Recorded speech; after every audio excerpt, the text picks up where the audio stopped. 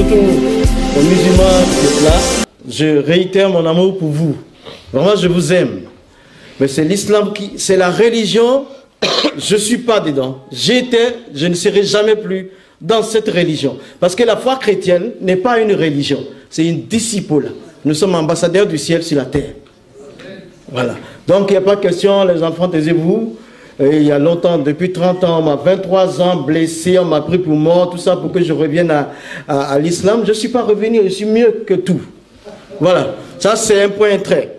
Quand j'étais musulman, je n'étais pas religieux, je ne comparais pas avec autre religion.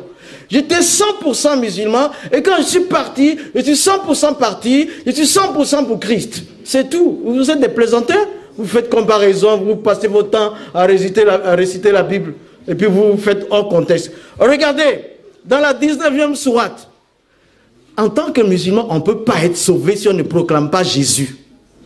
Versets 71 et 72. Et il est écrit, il n'y aura aucun d'entre vous qui ne sera précipité dans l'enfer.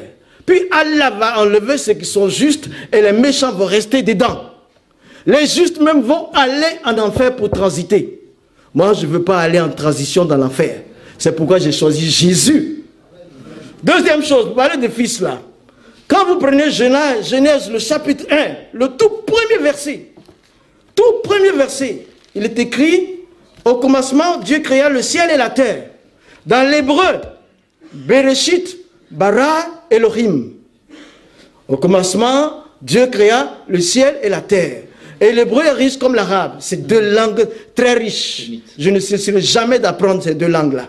J'apprécie les arabes, je les aime. Bereshit, au commencement là, on peut permuter les mots en hébreu. On peut lire Bar Hachit. Quand on lit Bar Hachit, le Bar là, ça veut dire fils. Quand c'est complété avec Hachit, Bar Hachit, c'est devant toute la caméra que je dis. Bar Hachit, ça veut dire j'établirai un fils. J'établirai un fils. Dès la première parole que Dieu a dite avant que le ciel et la terre ne soient créés, avant que les anges ne soient créés, avant que Dieu crée quoi que ce soit, il a dit, Bereshit, il a dit, Bar Hachit, j'établirai un fils. Écoutez-moi bien, hein, parce qu'ils font les érudits, là, ils ne connaissent rien. Si Dieu, au départ de la création, quand même Mohammed n'existait pas, quand le ciel n'existait pas, le seul qui existait, c'est Elohim. Et dans Elohim, il y a Yeshua. Il a dit, j'établirai un fils. C'est ce que Jésus, comme a dit, Esaïe a dit après, la domination reposera sur son épaule.